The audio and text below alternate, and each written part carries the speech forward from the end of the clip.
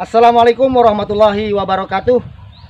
Pada hari ini saya sedang berada di lahan bawang merah miliknya Bapak Haji Romi, yang alhamdulillah sampai hari ini sudah berumur 50 HST teman-teman ya.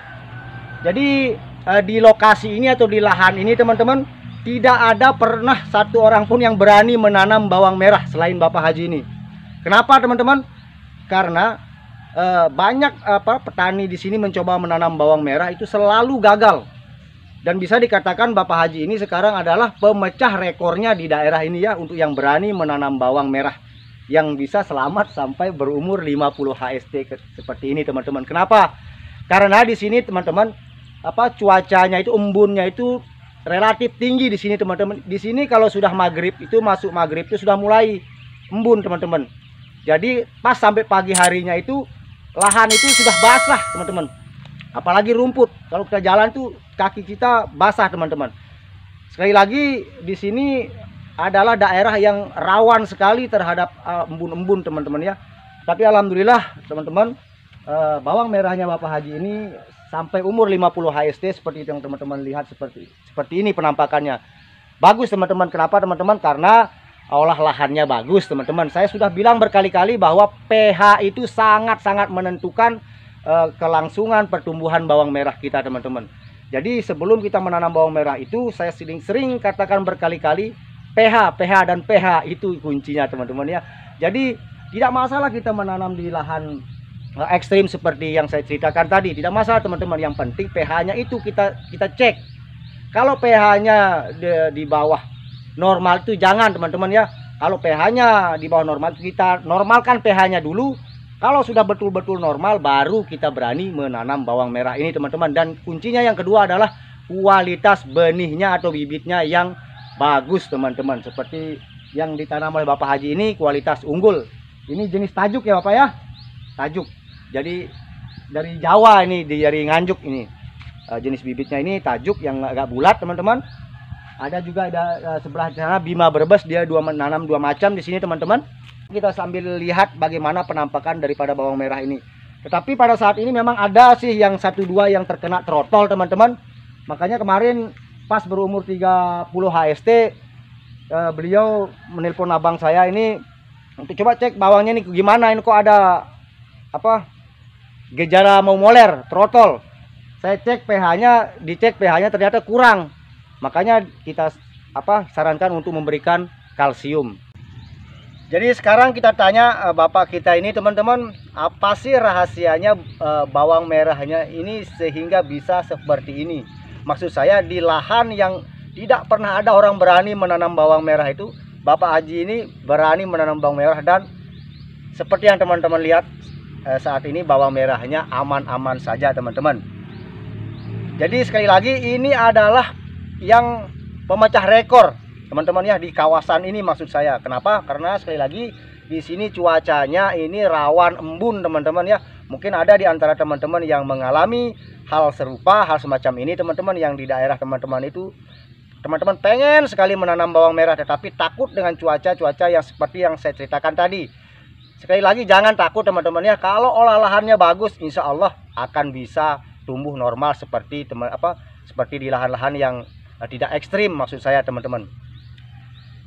Ini nih Pak Haji nih, kita mau sharing sama teman-teman petani bawang merah khususnya yang ada di seluruh Indonesia ini Pak Haji, rahasia bawang ini sehingga bisa seperti ini di lahan ekstrim seperti ini, bisa Pak Haji berani Pak Haji menanam bawang merah, dan alhamdulillah bagus Pak Haji. Ini bibitnya jenis apa nih Pak Haji nih? Renda sama apa Pak Angga? Nganjuk ya? Nganjuk. Jadi bibitnya ini asal Nganjuk ya teman-teman, yang unggul teman-teman. Jadi bibit Nganjuk itu kalau ditanam di Lombok di sini teman-teman bagus teman-teman ya. Saya juga sering menanamnya. Ini ada dua jenis. Di sini Nganjuk, kemudian Renda. Kalau Renda itu di sini teman-teman, kalau bahasanya kita yang di bawang merah itu yang tajuk ya, yang Thailand Nganjuk itu. Kalau di sini kami menyebutnya Renda. Kadang sering di kolom komentar kita berdebat masalah itu teman-teman, tetapi kan lain lubuk lain ikannya teman-teman ya, lain gubuk lain lain aturannya, lain bahasanya teman-teman. Jadi kalau bibit tajuk itu kalau di sini kita menyebutnya Renda teman-teman. Jadi ya maksud saya kebanyakan dari Bima kita beli bibitnya itu kalau tajuknya teman-teman. Nah, untuk pemupukan pertamanya ini Pak Haji, pakai apa ini Pak Haji nih? Pertama sesuai rekomendasi Pak Angga pH. pH dinormalkan dulu. Iya, di bawah 7 Ya, di bawah 7. Jadi kalau pH 6,5 itu baru ideal. Tapi pH normal itu bisa kita langsung menanam, teman-teman. Jadi kita tidak menunggu pH itu ideal sampai 6,5. Itu bisa, teman-teman ya. 6,3. Pokoknya 6 itu sudah bisa kita menanam bawang merah, teman-teman. Kenapa pH itu penting, teman-teman?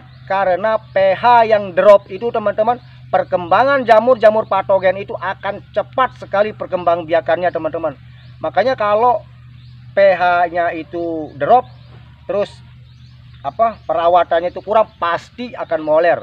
Saya berani jamin kuping saya hilang kalau nggak moler, teman-teman. Makanya saya sudah sering katakan berkali-kali bahwa ingat cek pH dan pH itu saja, teman-teman ya, dan bibit kualitas bibit yang bagus, teman-teman. Jadi tadi pH-nya harus normal di 6,5 ya Pak Haji ya. Nah, 6,5. Kemudian untuk pupuk pertamanya nih Pak Haji menggunakan apa? Pupuk taburnya? Poska yang mana Pak Haji? Poska Plus campur subsidi. Nah, Poska Plus dicampur dengan Poska Jokowi, maksudnya ya, Poska subsidi itu yang merah ya Pak Haji ya. Terus urea nggak pakai kemarin? Pakai sekitar 10%. Ya, 10%, pas sudah. Jadi teman-teman, banyak teman-teman yang nggak berani pakai urea.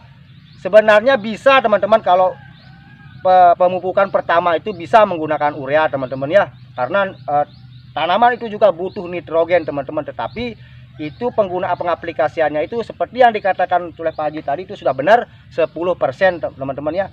Berarti kalau dengan luas 40 are pupuk 150 kilo. Luas 40 are pupuk berapa? 150 kilo. 150 kilo. Ureanya 10 kilo. 10%. Ya. 10%. Kemudian sisanya Poska Plusnya berapa ini yang 40 are ini? 50 kilo pertama. 50 kilo yang pertama. Kemudian Poska Jokowinya? Sekitar berapa itu? 70-an lah. Sekitar 70 kilo ya. Nah, untuk pemupukan keduanya nih Pak Haji, pakai urea enggak? Enggak pakai ya, pas sudah. Jadi teman-teman, untuk pemupukan keduanya itu kalau bisa jangan pakai urea dulu, teman-teman ya. Karena supaya tidak rentan, teman-teman. Karena kalau terlalu banyak nitrogen itu, perkembangan hama itu juga cepat menyerang, teman-teman. Itu maksud saya. Jadi kita setting ceper. Sebenarnya ini Pak Haji ini pemeresannya ini terlambat ini Pak Haji. Sebenarnya di usia 45 HST itu kita harus sudah mulai menekan naiknya daun ini. Kita setting ceper. Kelebihannya kita setting ceper itu umbinya itu akan bagus besar, maksud saya Pak Haji. Jadi dia warnanya juga bagus, umbinya juga bisa lebih besar daripada yang daun panjang. Ini masih bisa di press ini Pak Haji ini. Jadi kalau boleh saya kasih saran Pak Haji, mulai besok ini kita di press saja, ini pakai, kan banyak kan yang obat-obat pemeres sekarang. Banyak jenisnya teman-teman ya, ada Gandasil B, ada Dewa Dewi juga kan. Banyak. Jadi itu yang mana saja itu bagus teman-teman, yang penting bisa menekan perkembangan ke daunnya teman-teman. Jadi dia akan fokus ke isinya saja teman-teman. Jadi sekali lagi teman-teman, jangan takut menanam bawang merah di lahan yang cuacanya seperti apapun teman-teman ya. Jangan takut. Makanya di sini kita akan memecahkan rumor bahwa di kampung ini tidak pernah ada yang berani menanam bawang merah dan akan selalu gagal. Dan alhamdulillah rumor itu bisa terpecahkan saat ini, saat Pak Haji menanam bawang merah ini, yang alhamdulillah seperti yang teman-teman lihat saat ini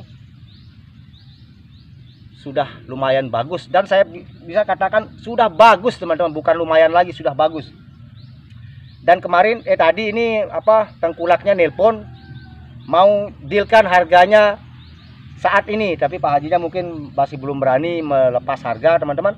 Untuk kisaran harga saat ini teman-teman, yang basahnya yang baru dicabut seperti ini teman-teman, itu kisarannya 12,5 sampai 13, 1.300.000 maksud saya per kintalnya ya, yang baru dicabut. Kalau yang keringnya yang baru misalnya keringan 1 minggu itu harganya di sini sampai 23, 24 sampai 25. 2.500.000 per kintalnya. Kalau bibit gila harganya teman-teman, kalau bibit sekarang sampai 5 juta teman-teman ya. Kalau harga bibit sekarang. Kalau bibit lokal aja sekarang dia itu sudah masuk di angka 4.300.000. Itu yang lokal teman-teman ya. Yang ditanam di sini kemudian digantung dijadikan bibit, itu yang harga 4.3 sekarang teman-teman. Kalau yang kiriman dari Jawa, dari Bima itu sudah sekarang 5 jutaan teman-teman. Kadang lebih, kadang 5,2 juta sekarang harganya per kintalnya. Makanya ini mungkin tidak tahu Pak Haji ini mungkin mau menyisakan untuk bibit separuh, nggak tahu, mungkin ingin menanam lagi untuk fase berikutnya teman-teman. Nah untuk penyemprotannya Pak Haji, Ini pakai 2 pungi. 2 pungi ya? Apa itu Pak? Mangkozeb. Mangkozeb sama skor. Mangkozeb sama skor itu di mix itu ya, dicampur. Campur. Ya. Diselang-seling. Kalau dosisnya Pak Haji per tangki itu berapa dipakai biar teman-teman semua tahu? 100 gram itu pakai 3 kali. Yang 1 kilo. Yang 1 kilo itu yang Mangkozeb Mangkozeb. pakai 3 kali. Ya. Yang seluas 40 are ini. Berarti kalau sekitar 3 sendok ya, 3 sendok makan Per tangki. per tangki. Sekitar itu ya. Kita atur bagi 3, yang 3 kilo itu pakai 3 kali. Oh, yang 3 kilo. Yang 1 kilo. Yang 1 kilo pakai 3 kali. Diatur dibagi 3. Oh ya, sekitar 3 sendok. 300 gram. Iya, 300 gram. Kalau punginya Pak Haji pakai skor ya, skor kemudian Mangkozeb. Mangkozeb 2 macam. 2 macam itu saya ya. Pas sudah ini. Inseknya Inseknya pakai prepaton sama demolis. prepaton dicampur dengan demolis, Seling. seling ya. Seling. Dan alhamdulillah teman-teman ini sudah aman daripada serangan ulat teman-teman, walaupun ada 1-2 yang masih ada, tapi telurnya itu sudah ini sudah rusak teman-teman, telur ulatnya. Ini untuk insek bubuknya Pak Haji pakai apa Pak Haji? Enggak pakai. Enggak pakai ya? Pakai. Cukup pakai prepaton sama demolis saja. Demolis. Oh iya.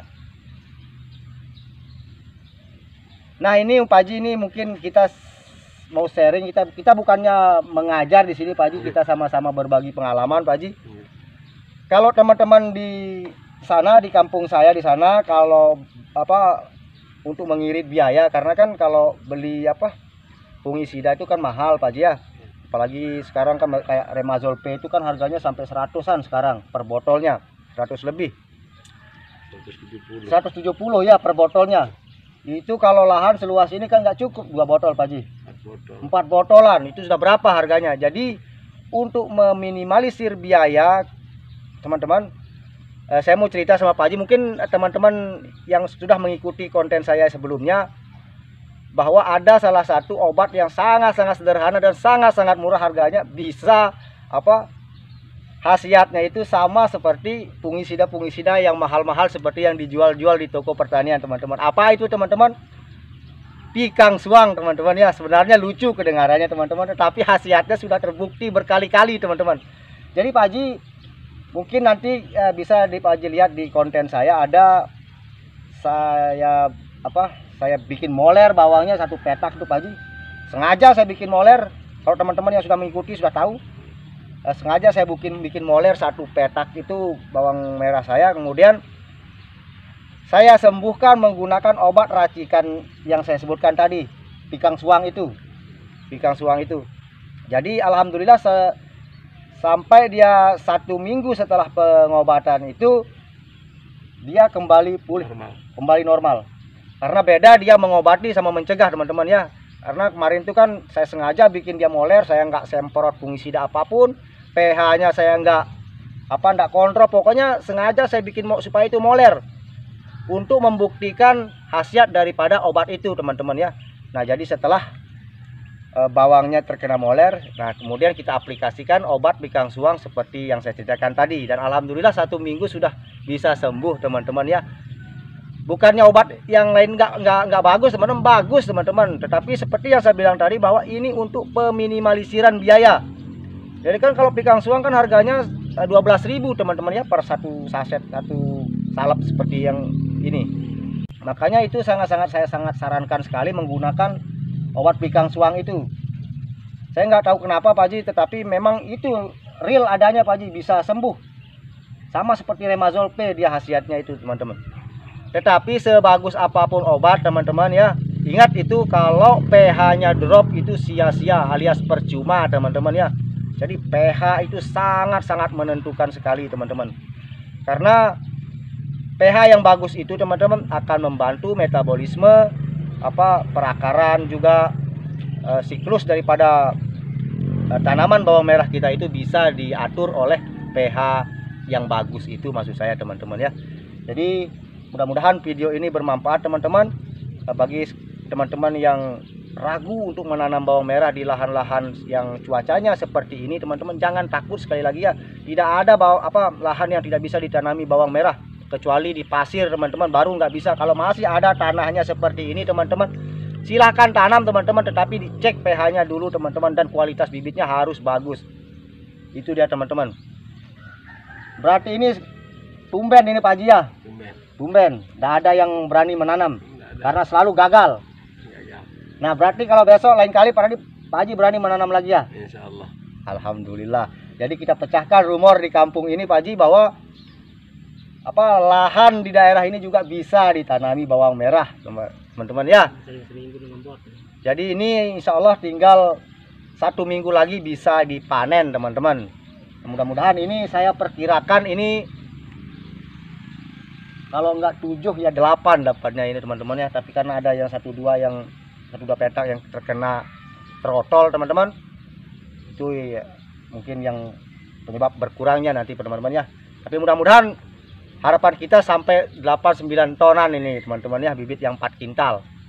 Jadi mudah-mudahan kita doakan Pak Haji ini supaya bisa panen sampai 1 minggu lagi teman-teman ya, yang tanamannya ini aman, maksud saya teman-teman, bisa kita panen dengan normal teman-teman ya. Amin ya robbal alamin. Nah seperti ini penampakannya teman-teman. Alhamdulillah lumayan bagus bawangnya teman-teman. Nah ini yang saya bilang tadi teman-teman, ini sempat terkena moler teman-teman ya. Ini karena di daerah ini seperti yang saya ceritakan tadi bahwa di sini daerah ekstrim teman-teman untuk embunnya ya. Jadi jamur-jamur patogen itu akan cepat berkembang biak kalau pH kita drop teman-teman. Jadi sebagus apapun obat kita, kalau pH itu drop itu sia-sia teman-teman ya. Makanya sekali lagi kunci keberhasilan menanam bawang merah itu teman-teman, olah lahan yang baik yang pertama, kemudian yang kedua adalah jenis bibitnya harus yang berkualitas teman-teman, yang unggul.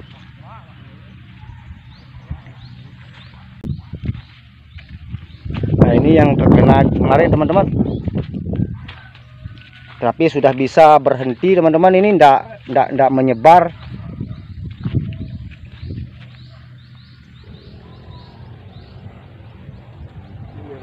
Jadi yang perlu kita waspadai teman-teman, cuaca kemarau basah ya teman-teman ya. Cuaca kemarau basah itu kita sering lengah di sana. Kemarau basah itu cuacanya terang, panas, tetapi pas sore harinya itu sudah mulai agak mendung. Itu namanya kemarau basah teman-teman ya. Jadi itu sangat-sangat berbahaya sekali teman-teman. Jadi kita harus waspada ketika menemukan cuaca seperti itu teman-teman ya. Jadi karena kita lihat terang cuacanya, jadi kita anteng-anteng saja, kita tidak mau ambil sikap bagaimana ketika cuaca seperti itu teman-teman. Mudah-mudahan video ini bisa bermanfaat bagi teman-teman petani bawang merah khususnya di seluruh Indonesia dimanapun Anda berada.